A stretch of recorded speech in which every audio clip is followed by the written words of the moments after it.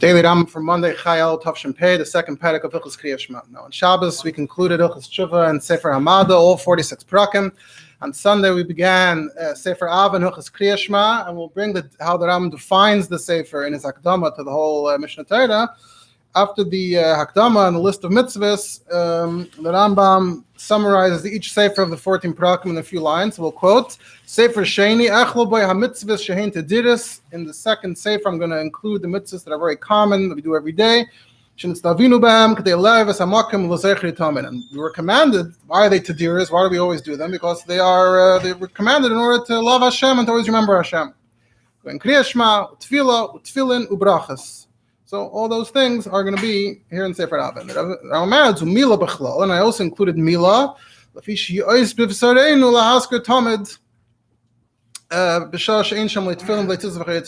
it's a sign in our flesh to always remind us when we don't have tefillin, we don't have any of those other mitzvahs, so then the Mila is always there. So it also fits in this category. Sefer Ava, and I call this Sefer Ava. And that's what we're beginning today and Sunday and Monday. And we can also see how the continuation to what we learned in Yesodei Torah is very obvious. We learned about Ava in the beginning of Yesodei Torah, Ava at the end of Hilchos Tshuva. So we see the continuation of Sefer Hamada is very clear. Regarding Hilchos Krias, the Rambam began and said, it was Makdam and said, Mitzvah say Achas, v'hilikres Krias pamayim b'yoyim.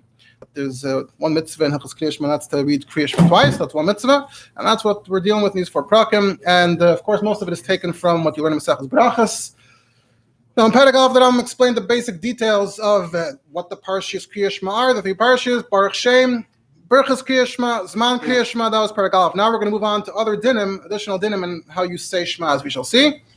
And I'll try to bring la halacha from the Alter Rebbe where possible, but I'm not promising that this is comprehensive. Wherever we manage to fit it in, we will, and that's that. So Perek Sheni, halacha Aleph, starts with the din of Kavana. Kari is Shema v'leikivin liber b'pasuk Rishon. If you read Shema, you didn't focus your mind, even on the first pasuk, Shema Yisrael Hashem Lakeinu Hashem Echad, lo yatsa yedei chivasei, you did not fulfill your obligation for this mitzvah. So you really need to focus for that first pasuk. And the rest, but the rest of it, even though you're saying it, if you didn't focus your mind, then you are still yetsa. And even if the reason why you were saying it was you were sort of just reading through the Torah along your way, or meaning speaking your way through the Torah, or you were being magia the parshas, you want to make sure that all the words are correct. In order to be magia, you just say the words out loud. And it happened to be the time where you're supposed to say Krias Shema, Yatsa, that's okay. You actually did the mitzvah, even though you were technically doing it for another reason. But as long as you, by the first pasuk, out of mind, I'm doing the mitzvah Krias Shema. Now he starts talking about the position of the body, what the position your body is in. Everyone reads however they're moving along. Whether they're standing, whether they're walking, whether they're lying, whether they're riding on an animal. Whatever mode you're in, just say Shema in that mode. But it's prohibited to say Shema if you're flat on your face, on the ground, or flat on your back, facing upwards. But if you're lying on your side, then lying is okay. It's not a problem with lying. It's just you're not supposed to be on your back and on your face anyway. Certainly for Krias Shema, you're not allowed to. And what if you're lying presumably on your back and the person's very corpulent, he can't, not so comfortable for him to turn over to his side, or he's sick, so he doesn't have the energy to turn over. So it's enough to just turn a little bit. Meaning, for a regular person, it wouldn't be enough to turn a little bit, but for someone like that, if he's on his back and he turns a little bit, it's okay. Now, the Rabbi says, it's better to sit. Interesting that Rambam didn't mention sitting here. He said standing, walking, lying, and riding. It's best would be to sit if you can. The Kesef Mishnah responds. First of all, the Kesef Mishnah's girsa, the common girsa was im yishkav. Yeser tevu im yishkav. So that doesn't make any sense. No, we have to fix it to say yeshiv, but that's what the Kisvei Yad say anyway. So That's fine. So Rabbi was saying you should take a sit, but he says in Bazal Sagal Rabbeinu. This is not an argument against the Rambam. The Rambam is talking about someone who can't sit. If he could, that maybe he would, but we're talking about someone who can't, and he can't even turn all the way onto his side. So he's turning a little bit. The Kassav Mishnah adds that the Kassav Rabbeinu Menayach was one of the early Mefarshim on the Rambam, and the Kassav Mishnah quotes passages from him. He says, Kassav Rabbeinu Menayach, Misha Eini Bal Basar Echayla, if you're not in that category, also Likris Elam Yoshev, really, you actually should sit up. That's what he says, that you should really be sitting in a respectful way while you're lying on your side. Okay. We wake them up for Krias.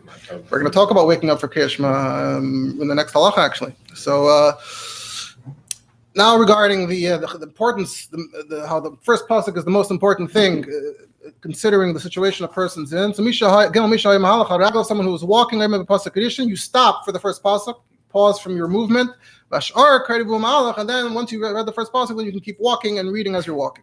If you're sleeping, but so you bother him and you wake him up till he reads the first pasuk.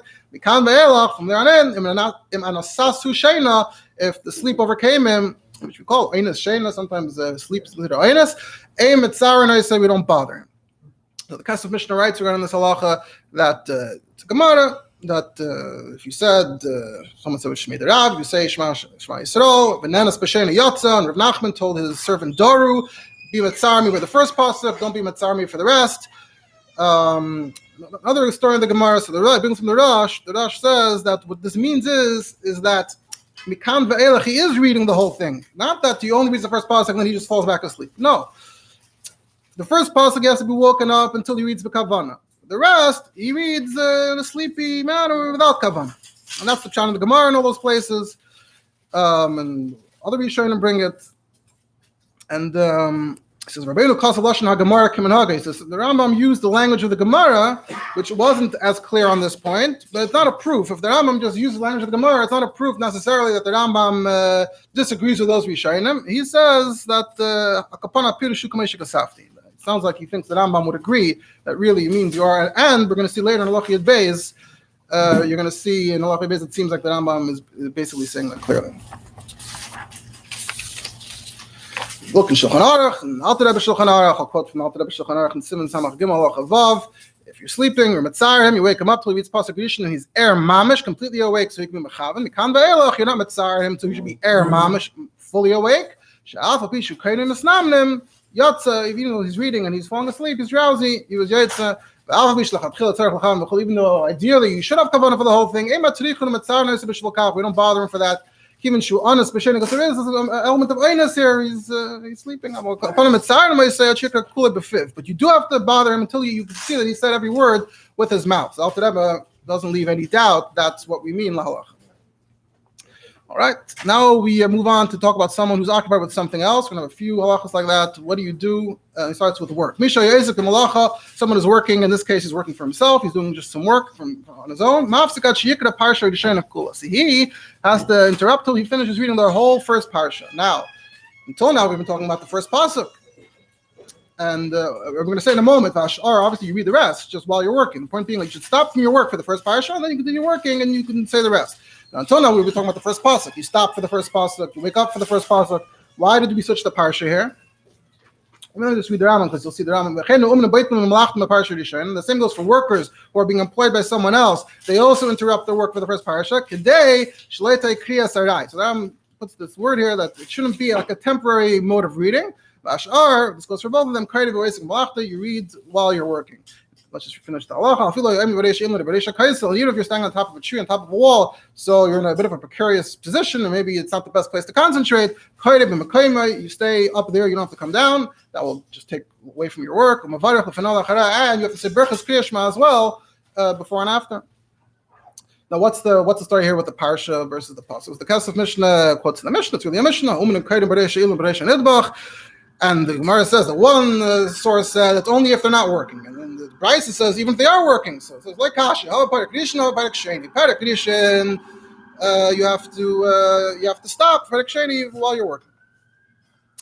So the Rif and the Rosh, he says, The loy mishum to be in kavana b'kulei perek. It's not because you need kavana for the first whole perek. We went away from the previous halachas that the first pasuk needs kavana, not the first perek. So why did they say the first perek? This is the different Rosh mishum deloy l'shav le'arai. That here it doesn't spell it out more than that, but the word seems to be that if you're not doing anything else, nothing you're doing is disturbing, it's contrary to the Shma, then you focus on the first pasuk. But if you're working, you're doing something else, then it's like you're adding an element of arai over here. It seems like you're not taking it seriously, you're doing something else, this is just a side thing. So for that, to remove that disrespect of the arai, for that you need a break for a full parak. That seems to be the case here. And why does he add whether you are working for yourself, whether you're working for other people? The Kesef Mishnah says because we're going to see by Hilchos Tefillah that we're makel for workers. Workers get a easier, we give them an easier case. But for Shma, that's why he's saying. For Shma though, it's the same halacha. There's no difference. The Kesef Mishnah says, Rabbi Menayach writes that.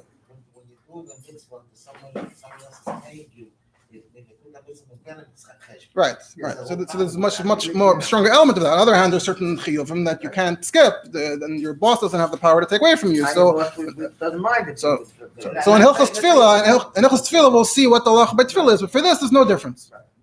That's the point over here. That's why he mentioned both, just to let you know there's no difference. The Kesef Mishnah quotes Rabbi Menayach, who says that. The boss,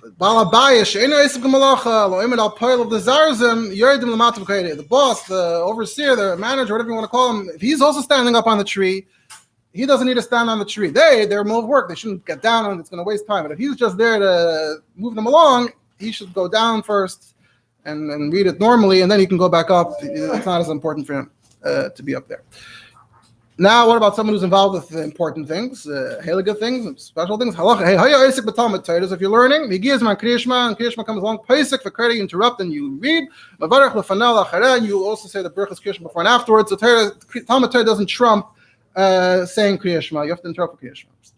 What if you're dealing with the communal matters? So then you shouldn't interrupt the Yigmar Eskei, and then the communal matters come first.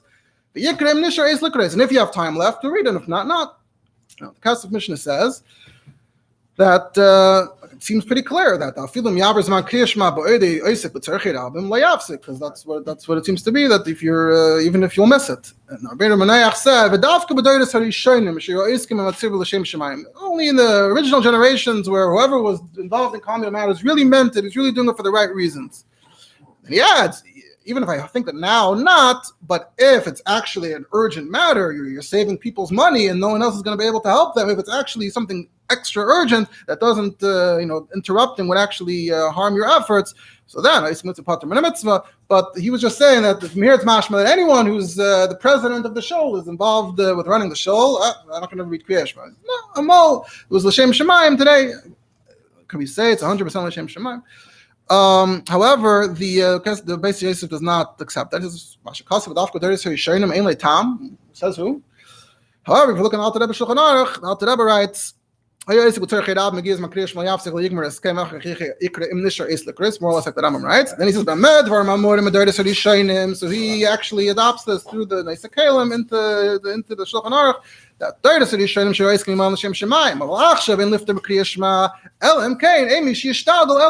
it's actually an urgent thing where you're needed. And then, even if you're only trying to save people's money, even if you're not saving lives, but you're saving people's money, and he says, even then, at least read the first pasuk, Shma, Baruch Shem. Come on, surely you have 5 seconds to spare, 10 seconds, whatever it is. Or if you can actually read it while you're working. I mean, mamish, you can't say the words while you're working. Say the whole Shema while you're working. This is an Akal Panim. You have to say Yitzias Mitzrayim. Even if the Zman Krias Shema passes, your taka is so caught up you couldn't say anything. He says even if Krias Shema passes, Zui Mitzvah b'fnei Atzma u'Mitzvasa Kol Hayom. The Mitzvah of Yitzias Mitzrayim is actually all day. So say something that has Yitzias Mitzrayim in it. If it's even past the time, according to Shulchan Aruch, you shouldn't even say Birchas Krias Shema after a certain time. So if after that time, you shouldn't say Emes V'Yatziv. If you still have time to say, if it's still the time to say Emes V'Yatziv, so say that. If not, then just say a Parsha. That's what Alter Rebbe writes, La Halacha on this thing. Now regarding someone's involved with his own bodily, his own personal stuff. Someone was eating, or he was in the bathhouse, or he was getting a haircut, or he was involved in the tannery with the leather, or there's a court case, Jewish court case. First, you finish what you're doing, and then you say Krias Shma. Obviously, you still have time. The point is that you don't have to interrupt right away. You can finish what you're doing and then say Krias Shma while you still have time. If you're afraid that maybe the time is going to pass, possibly you interrupt and you said it right away, that's better. So the Rabbi comments and he says, you have to stop right away. Even if there's time, because this is Minat Torah. This is a big discussion. Very interesting. If you look in the Shulchan Aruch, the Mechaber, and Siman Ayin Sif Hey, he writes like this: This is what the Mechaber writes. Rambam according to the Rambam, first finish and then say Krias Shma. According to the Rabbi, you should interrupt right away. Very interesting that in the Mechaber, in the Shulchan Aruch, it says Rambam. Seems like unusual. I actually made a quick search to see if there's anything else like this in the Mechaber Shulchan Aruch. I found only one place in Siman Kufn and Tes. It says Mem Sa'ah Maim She'uvn Shebakarka, 40 Sa'ah of water that's not kosher for mikveh. Leha Rambam Ein Matpil Mehem Sayadayim. You shouldn't use it for Netilas Yadayim or whatever. You shouldn't use it to clean your hands. L'Raivid, yes, that's Hilchos Brachos. We'll see not too far along in Sefer Ava. You're looking out to Rebbe Shulchan Aruch though. He already just goes with the Raivid. He says. He adds details, even if it's the small soda, even if it's the Gmardin, if you're in the Merchatz, even if it's just for a sweat, for a schwitz, or you had a haircut, all the rest, and you're afraid that it might schlep, you should stop even if you have more time later. But you're afraid maybe you will drag it out, even though your plan is to have time. And it's not like tefillah, where if you started something else, you shouldn't interrupt. If you're Krias Shma, which was the Rabbi said, that Krias Shma is different than Tefillah. Then he says, he has a whole Medvar. This is also in Siman Ayin. So if you started Be'isr, meaning was within half an hour, let's say it's the morning, so within half an hour of Aleisa Shachar, of the morning light, you started eating or doing all the other things. Before that, so you're allowed to start. But the point being that if you started at the wrong time, that's what we're talking about. But if you actually started off way before Aleisa Shachar, so then you don't have to interrupt Krias Shma if you have time. And that's where this language of the Rambam would actually fit in. If you were afraid, that is a meshubach.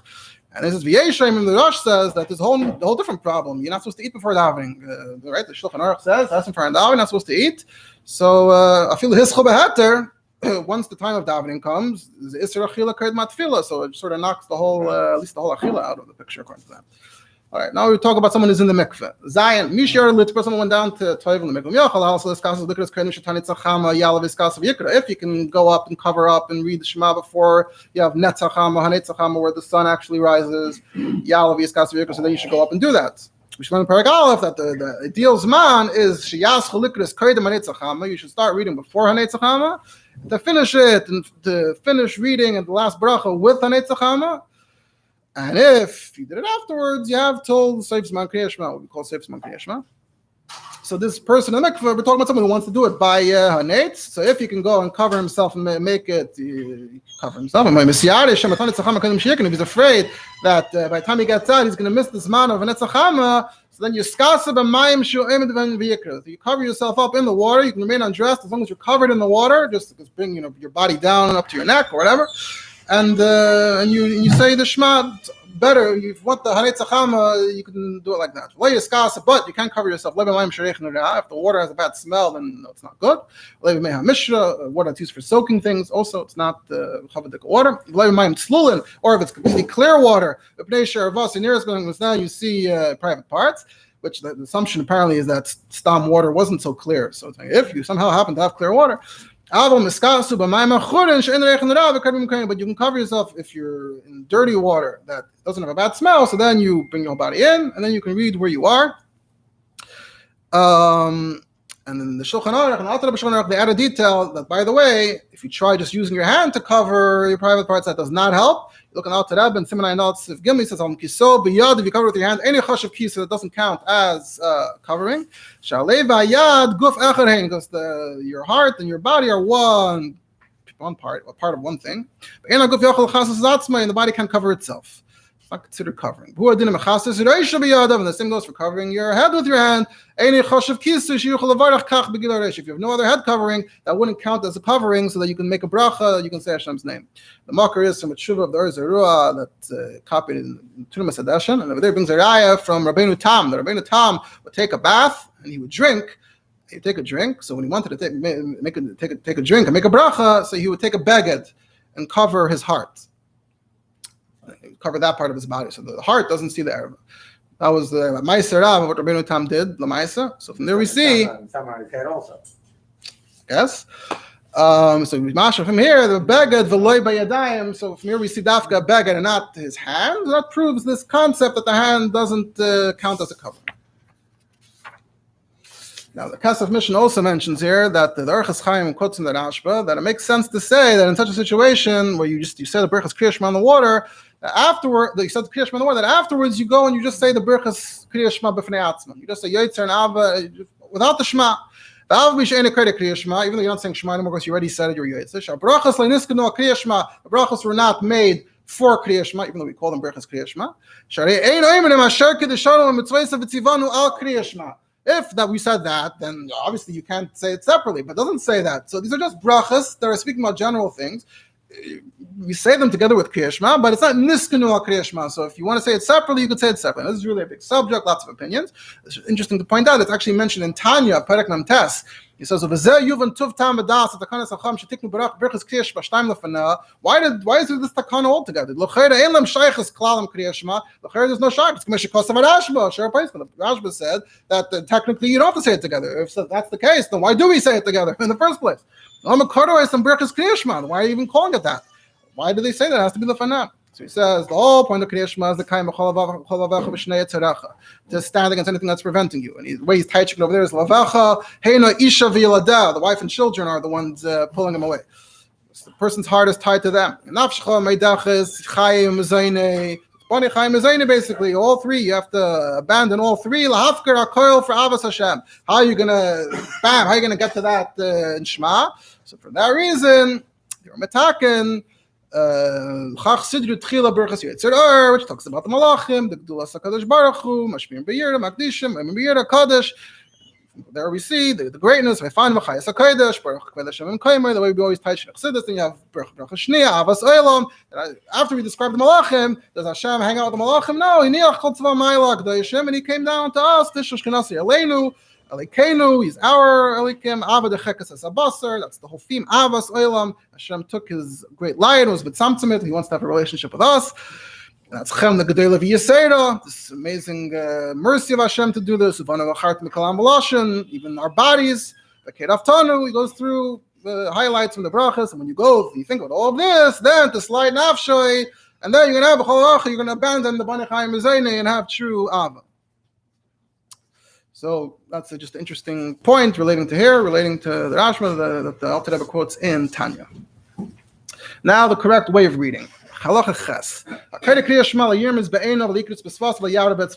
saying Krias Shma? You shouldn't be winking with your eyes or making motions with your lips or with your fingers. Because that also, we had the word Krias Arai before for someone who's while he's working. So similarly here, you're doing other things, you're making other gestures. It doesn't look nice. And if you did that, even though you were Yaitse, it's very not nice. You should hear the words that you're saying. But if you didn't hear Yatse, it's still okay. But you should get the letters right. If you didn't get them right, Yatsa. Now he says task hates medaktik. So what are we talking about? This is what the Rambam says. You should be careful that the dagish, a hard letter, you should say it as a hard letter, a bays, and you shouldn't say a bays as a vase and a vase as a bays. You have some shvas are shvana, and some are shvanach. It's just without the ch. So you shouldn't get it wrong. therefore you should make a space between any two letters that are similar. Where one is the end of one word and the next is the beginning of the next. You have a lamed at the end and at the beginning of the two words. You pause, and then you say levavcha. Not b'chol levavcha, and then there's one lamed there, not two. You have to pause between mehera. And he gives another example, hakanaf pesil. Now, first of all, interestingly, the Rambam doesn't really bring the rules of dictum. Right? The Rambam sometimes brings other subjects in.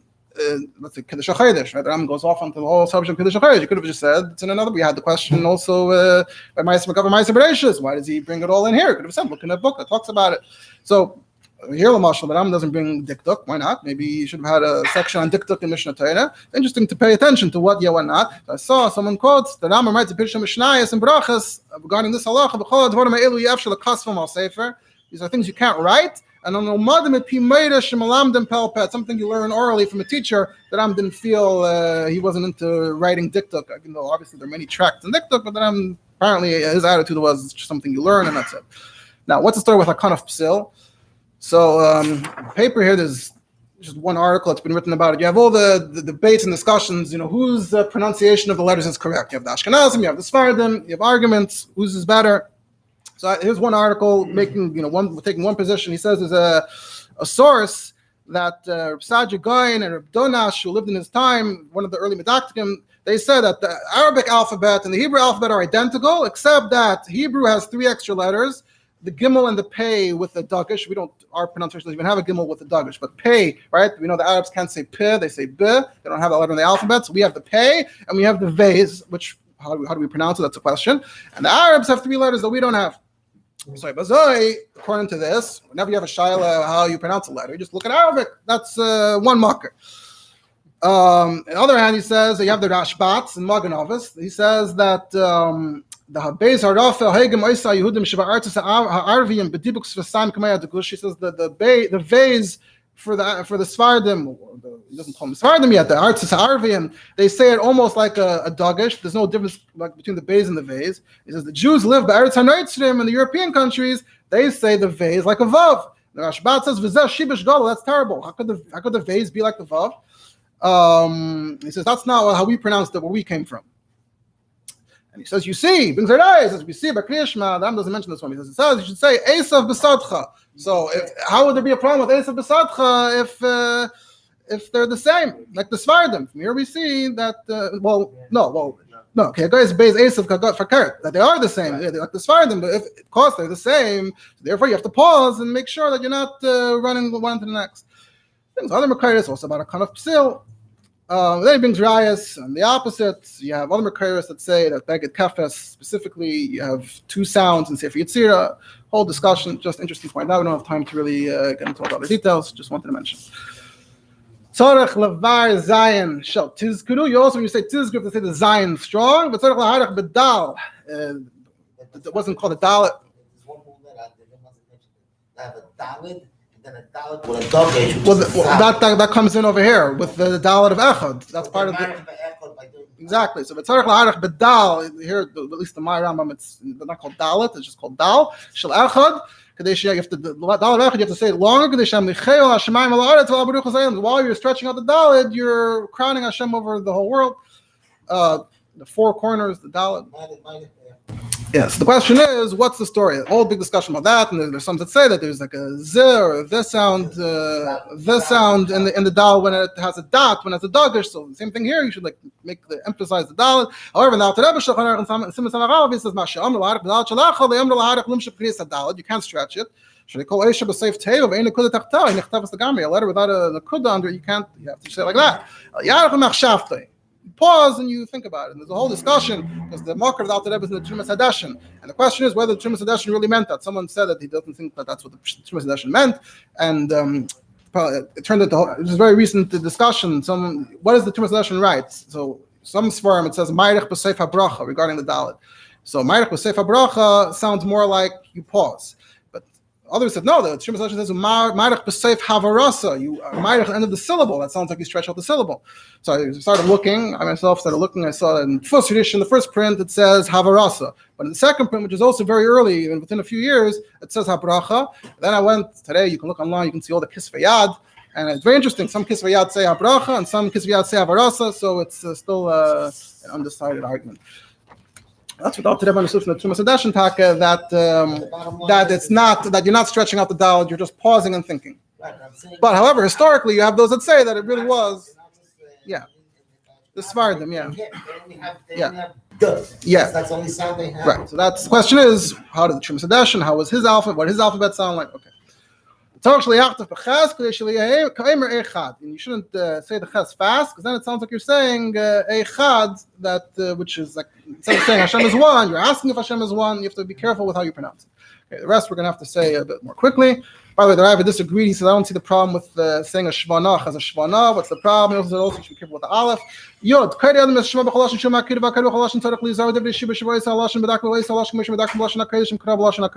can read Shema in any language, and then you have to be careful from making a mistake in that language, just as much as you would do in Hebrew. The Rabbi says, hey, what's the problem? It's a different language. Who cares? The Kesef Mishnah says, no, you have to, why would you want to say it in a completely wrong way? You say it in the best way you can. I think the Alter Rebbe goes with the Rambam. And we're not going to really comment on anything else. If you say it out of order, if you said the out of order of the psukim, the wrong order. If you said before Shema, even they're not supposed to. I say that because they're not next to each other in the Torah. So if they're next to each other, then it would be more of a reason to say you have to say it in order. But since Shema and Shema are not exactly next to each other, it's fine. If you read the pasuk twice, it's not good. Why are you saying it again? Because Mishming, Rabbi Yaina said that in Slichus, sometimes you do say Shema, it's like the Pisman, you say the Shema over again, that's fine. That's that. If you said a word twice, you should go to Shema. Shema, Meshat Kanais. You say Shad, don't do that, don't say Shema twice. Krias, Yirug, and Yatza, if you did it with pauses, it's okay. I feel the Shab and Sedig with Sedig, it's cool. Even if the pause was so long, you could have finished the whole thing. Yatza, it's not a hefsek. Wish Yikra, I'll say it as long as you're reading in order. Kram is standing if you were falling asleep, which connects what we discussed before. Someone who's not fully awake, not fully asleep. Yatza, as long as you're awake for the first pasuk. If you're not sure whether you said it or not, you say it again. And you say Berachas Krias Shma. But if you knew that you said Krias Shma, you're not sure if you said the brachas, that already is not Torah, then you don't say the brachas. If you made a mistake, go back to where you made the mistake. Now you want to be parsha. If you're not sure where you are, any of your days is parsha Hishlam, which should I just finish? Where do I have to start? Go back to the beginning. Shema, surely you would know if you said. If you made a mistake in the middle, you don't know where.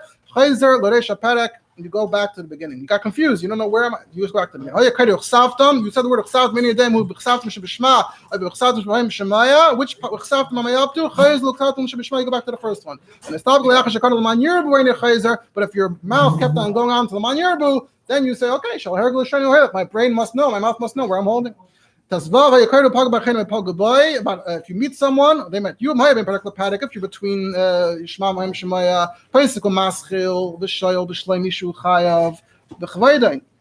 so then you can interrupt and say hello if you're supposed to be respectful. Your father, your Rabbi, or someone who's very greater than you in Talmud Chacham. We learned about it in and